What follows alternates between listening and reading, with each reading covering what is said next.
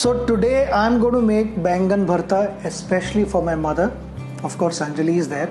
Sarah is not with us right now. She's traveling somewhere.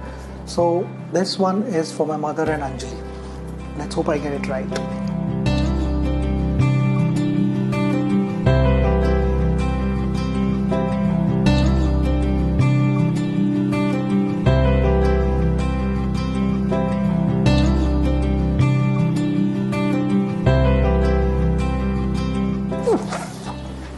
Only acting, don't worry.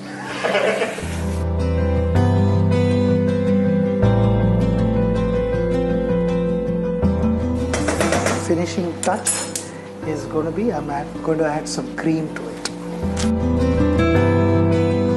Let's see.